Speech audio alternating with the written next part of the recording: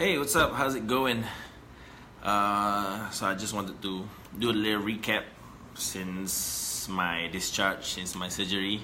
I'm just at home right now, same place that I've been for the past 1.5 months. I think it was like mid January. I think was my accident and my surgery.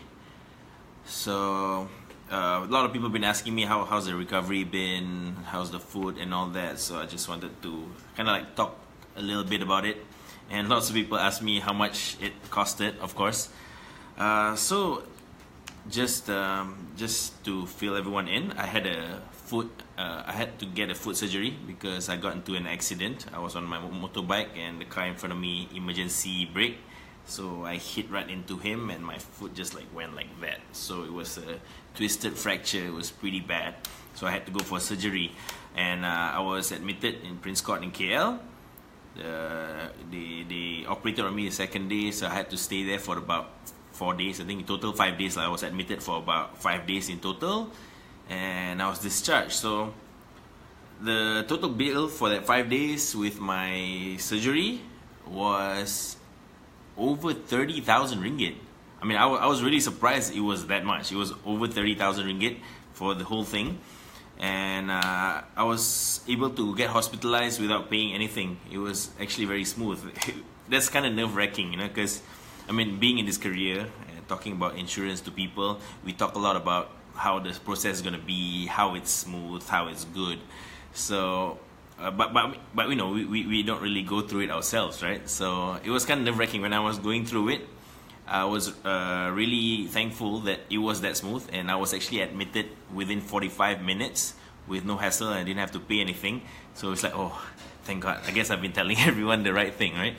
And my discharge process was actually just as smooth. I didn't know what the damage was going to be, because I don't know if there's any hidden charges, any costs, things like that that's not covered, right? So as I was discharging, just to find out how much I had, and the guy gave me the bill, I was like, oh, okay, like really approximately nothing. I only had to pay for the room upgrade to have like a more comfortable like single room. So just the room upgrade, I think it costed me about 20 ringgit a day. Just 20 ringgit a day, and in total it was like about 90 ringgit, because the last day they counted as half day because it was before 4 or something. So just 90 ringgit discharged, and I didn't have to pay anything else. That was great. So since then, post-hospitalization, this is something that I think, I don't know. I mean, even myself, I think kind of overlook, because we worry about what's going to happen when we get into a situation and we need to get treated, right? Like when we get into emergency, if we get sick or we get into an accident, we need to get treated, get hospitalized. That's the biggest concern. But like might not like think about what happens after, right? So I just wanted to talk about what happens after, in terms of the treatment that you need to get, and in terms of the coverage that you get.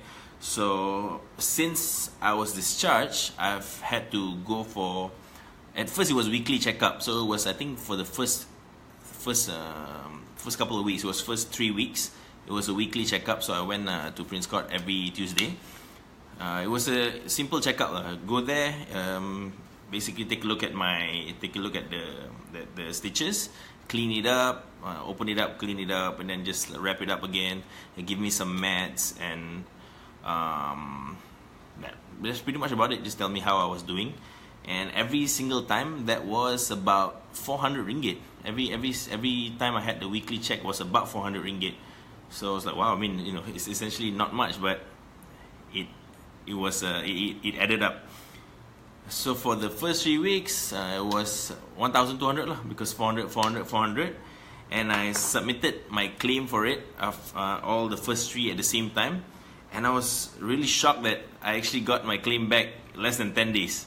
Within like 10 days, I got back like my claim for that. So I don't know. I mean, this it's nice to know. Like I said earlier lah. We tell this to people. We say that it's within 2 weeks and all that. But when I experience that myself, I'm very happy. So some of the benefits that you get after is they want to make sure that after you get treated, things are going smoothly, right? It's not just like, all right, we already patched you up, we already wrapped you up, and you're okay, and I get out of here.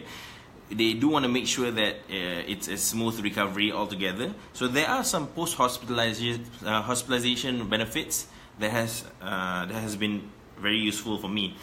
So first of all, there's the 120 days treatment benefits after you get discharged from the hospital. So within this 120 days, there's some things like I'll talk about my accident specifically as an example. So they need to take a look at how I'm recovering, how the wound is, and after a certain time, they need to see with an X-ray to see whether it is actually working as smoothly and recovering as smoothly as they want it to be. So that is that whole thing is a process that takes time. So that is all covered for me. So that's X-ray. Tomorrow is actually my X-ray test. So they're gonna X-ray scan. So they're gonna take a look at my left foot, and I actually want to take a look at my right foot as well, which I'll talk about shortly. And there's also like lab tests that they might have to do. There's also medication and consultation, all these things that you need to eat while you're recovering, and all these things are covered within the first 120 days when you're discharged from the hospital. So all these things adds up. Like I said, if you're gonna go for a check every day, every time, every week, is like 400 ringgit. If you go 4 times, that's 1,600. And if this is not covered for, that's coming out from your own pocket. So that, it does add up to quite a bit. So about my foot, like I mentioned, first it was like my left foot, it was all swollen, and of course I was bedridden, I couldn't walk, but I was still able to walk with crutches. So I was getting around, I was going to the toilet myself, doing all that myself with crutches, and it was fine.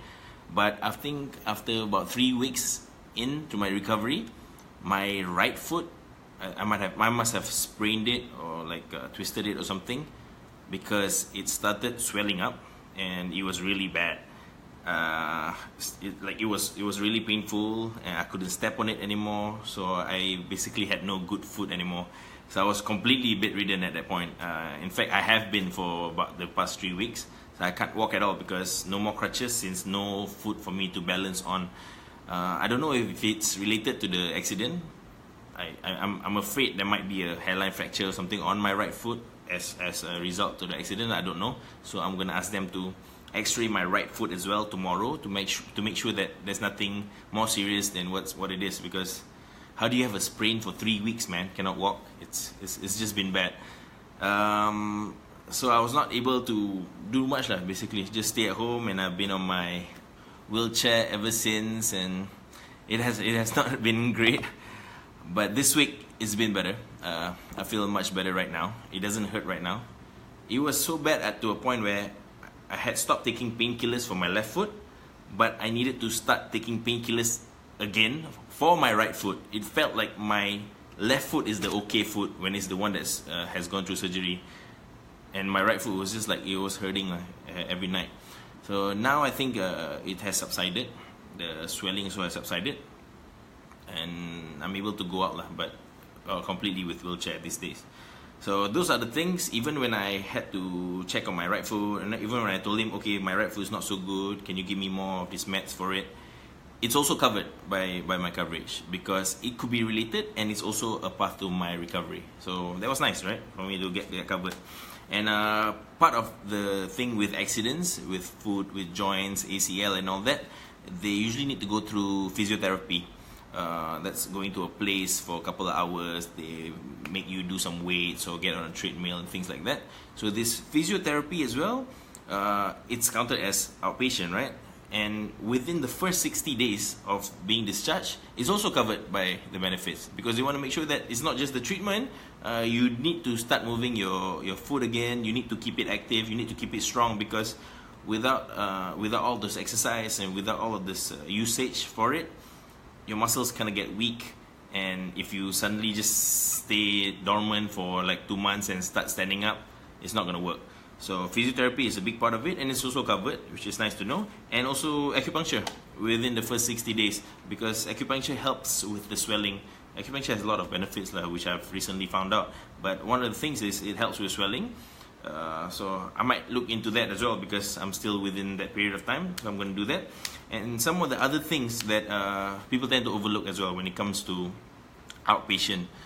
See, when you get something serious like kidney failure, which is considered as a critical illness, right? Cancer, very heavy disease.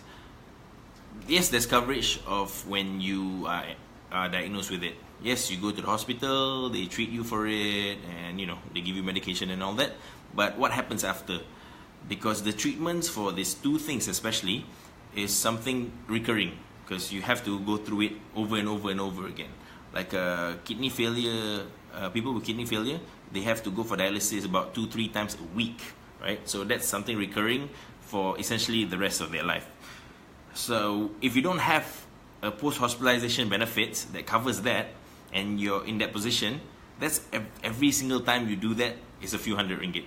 So you do the math, how much it is in a month for the rest of your life. So that's one thing that I think is overlooked. And even like the cancer treatment, like your chemotherapy and so on, these are the things that adds up, and you will not be able to use your in-hospital benefits because you are being treated as an outpatient. So do take a look at that, check out what you have, especially to make sure that these things are also covered, because it's not in just the hundreds. Every month it could be in the thousands that it adds up on. So those are some of the stuff. And sometimes you need to do like a 1-day procedure, like something related to your eye or something, and then you have to come back and they need to like do something, just a 1-day treatment, and it's done. Even that is covered as well, post-hospitalization. So that's all these kind of things that will add on to the cost if you not, if you're not careful, and if you don't look into that, which will bring a lot of burden if you're in that situation. Which I'm finding out. All these things are the stuff that I'm finding out. So I just wanted to talk a little bit about that. That's why it's important to have like a good overall coverage. A lot of people bring up company coverage and what they have. Just a little side note about that. Earlier, I think about 2 months ago, I saw this letter from one of our team's clients, where he is an employee of a company and he was diagnosed with cancer. So when he was diagnosed with cancer, of course they treated him. He used the company benefits. He went on to get treated and all that. But after a few months, he was deemed unfit to perform his duties because he basically couldn't work anymore, right? So at that point, they terminated him because he can't work anymore, and there's no compensation from there, right? I mean, from when you are terminated, you don't have any more coverage. So he was terminated because he was not able to, and then he's left with no coverage and with no job and with no money. So I mean, that was like just wow. I mean, when I saw that letter, because I saw the actual letter that the company gave him, it was just super sad lah. I mean, I don't know what to say. It was just super sad, because we talk about this a lot in our trainings and all that, but to see it happening in real life to someone, it is super sad. So that's something to think about when you think about company coverage, because the company will only cover you and pay for your treatments and costs and all this while you are still an employee, while you are still bringing value to the company. But if you don't bring any more value, they are not gonna give you those things anymore, because even company coverage is renewable annually. Next year it might be different. You might have unlimited right now. Next year you might not anymore. You might be able to work and get all these benefits right now. Next year you get something really serious and you think that's when it's going to help you. That's when it's going to disappoint you after a few months and they say you can't work anymore. So that's something to think about. And usually the post-hospitalization things for that might not be as extensive as well. So these are some of the things to consider. I just wanted to share a little bit about that. I hope to be able to start working soon and going out soon, and I'm probably gonna drop by the office tomorrow, because staying in the house for so long kind of makes you go crazy.